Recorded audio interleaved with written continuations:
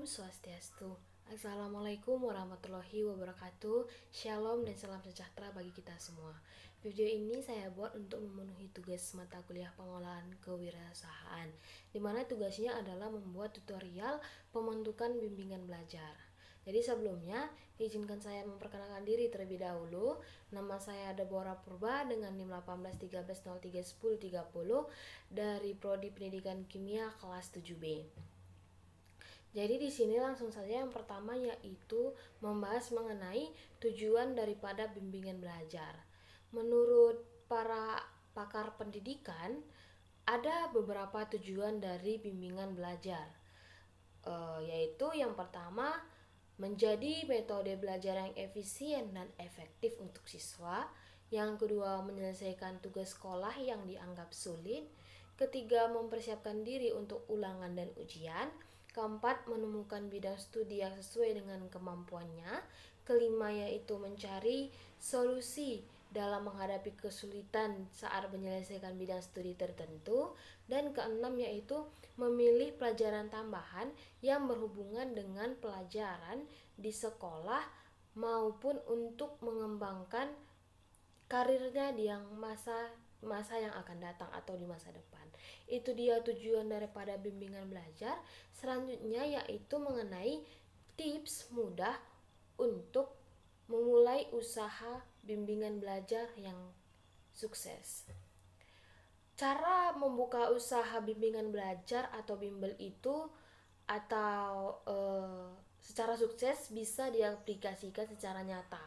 Apalagi membuka usaha bimbingan belajar adalah sesuatu yang mulia karena masih berhubungan dengan kegiatan pendidikan.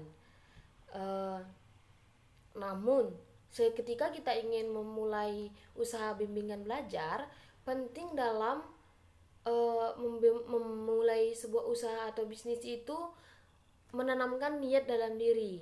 Tanpa ada niat dalam diri kita, maka tak ada kemampuan atau kemauan untuk melangkahkan kaki dan pikiran dalam menjalankan usaha kita yang akan kita jalankan. Paling tidak usaha bimbel atau bimbingan belajar ini memang membutuhkan perencanaan yang matang karena harus melibatkan berbagai pihak seperti guru, siswa, petugas administrasi, orang tua, dan lainnya. Jadi, ada tips mudah untuk memulai usaha bimbingan belajar yang sukses. Yang pertama, memiliki tekad yang kuat. Pada saat kita ingin memulai usaha, apapun itu, pasti akan ada banyak rintangan. Karena itulah, sebelum itu, kita harus bertekad kuat dan tidak pantang menyerah dalam menjalankan bisnis. Yaitu di sini yaitu bisnis bimbingan belajar. Namun, guna meminimalkan resiko usaha yang akan terjadi, cobalah untuk menyusun strategi berbisnis. Misalnya itu membuat perencanaan awal, visi, misi, tujuan usaha, promosi usaha, atau lain sebagainya. Selain tekad yang kuat, ada baiknya juga diimbangi dengan doa. Karena sejatinya kesuksesan kita itu atau kesuksesan sebuah usaha itu tidak akan lepas dari pertolongan yang maha kuasa, seperti itu. Yang selanjutnya itu menyusun standar kurikulum. Jika kita sudah serius untuk memulai atau membuka usaha bimbingan belajar, maka harus segera menyusun kurikulum yang berdasarkan atas standar kurikulum nasional. Tidak perlu khawatir jika memang bukan berasal dari latar belakang seorang tenaga pendidik, karena merancang proses pengajaran itu akan lebih tepat dan menarik yang bisa itu dijadikan sebagai solusinya. Salah satu caranya itu jika kita bukan dari seorang tenaga pendidik, yaitu cobalah untuk sering membaca buku atau searching tentang kurikulum di setiap sekolah sebagai bahan referensi. Selanjutnya yaitu mengorganisir sistem administrasi. Kita harus pandai melakukan organisir yang baik dalam pengaplikasian sistem administrasi. Paling tidak kita bisa memilih pembagian tugas antara bagian pembukuan, keuangan, dan pengajar itu secara tepat. Tidak lupa juga bagian cleaning service yang harus dihandle dengan baik. Tidak hanya itu juga, Kita juga diharapkan selalu memberikan inovasi terbaik dalam aktivitas pembelajaran antara guru dengan siswa sehingga tidak merasa jenuh dalam melaksanakan proses pembelajaran. Yang terakhir tipsnya yaitu menerapkan teknik pemasaran. Cara membuka usaha bimbingan belajar yang sukses itu adalah menerapkan teknik pemasaran yang tepat. Terapkanlah teknik pemasaran secara efektif dan efisien agar mampu menarik perhatian orang lain. Mulailah untuk memasarkan usaha bimbingan belajar dari mulut ke mulut, menyebarkan brosur dan akun website maupun media sosial agar semakin dikenal oleh banyak orang. Jika perlu, gunakan juga metode iklan melalui siaran radio atau website e-commerce atau TV seperti itu. Itu dia untuk tips mudah memulai usaha bimbingan belajar. Selanjutnya itu langkah-langkah untuk membuka bimbingan belajar.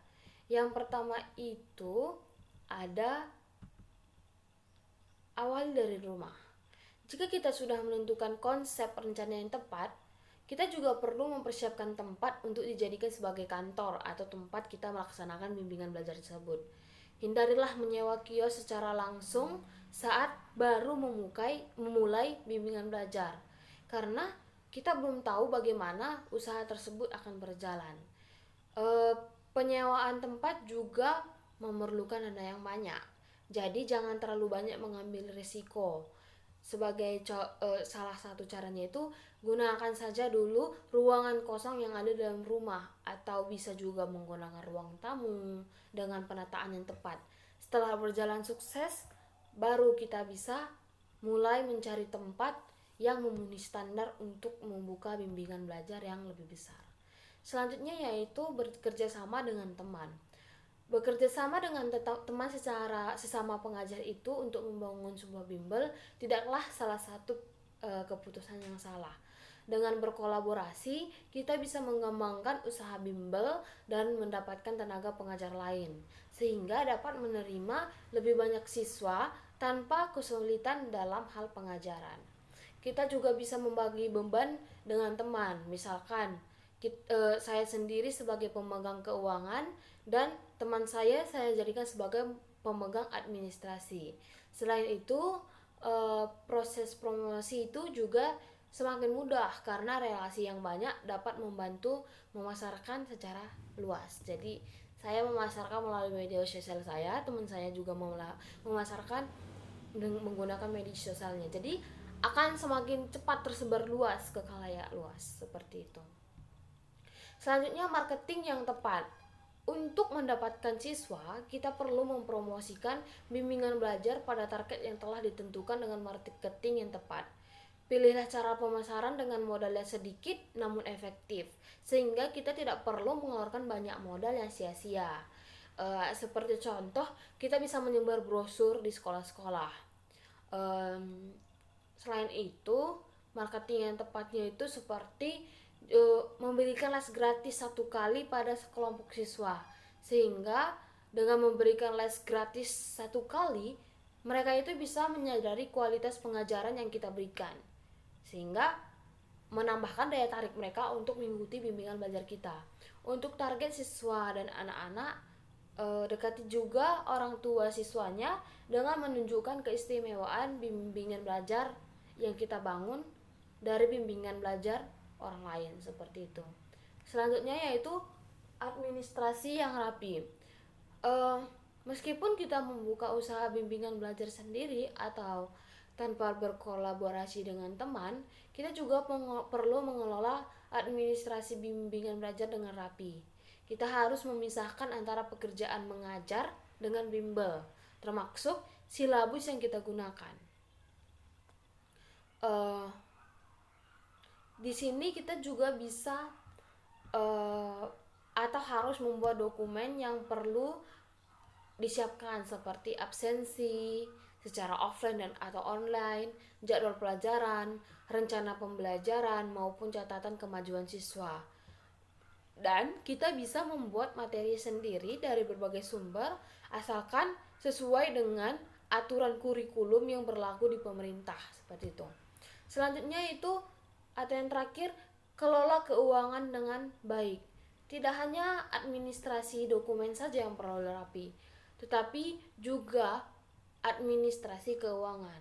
Di sini kita perlu pisahkan antara keuangan pribadi dan keuangan bimbingan belajar. Usahakan untuk rutin membuat pembukuan keuangan bimbel atau bimbingan belajar dengan rapi. Dimulai dengan mencatat semua modal yang digunakan sejak awal. Di sini kita perlu mencatat semua transaksi secara rinci, mulai dari pendapatan dan pengeluaran, kemudian hitung dengan benar untuk mengetahui berapa laba yang didapatkan. Meskipun tahap ini sedikit rumit, sistem pembukuan juga memiliki banyak manfaat untuk kemajuan setiap usaha. Oleh karena itu, kita perlu menggunakan sistem akuntansi yang lengkap seperti itu untuk pembukuan usaha yang kita jalankan. Jadi itu dia untuk langkah-langkah membuka bimbingan belajar.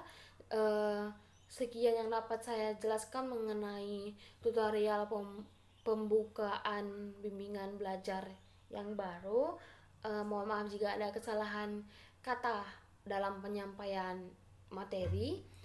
Akhir kata saya ucapkan terima kasih. Om Santi Santi Santi Om. Wassalamualaikum warahmatullahi wabarakatuh. Shalom dan salam sejahtera bagi kita semua. Terima kasih.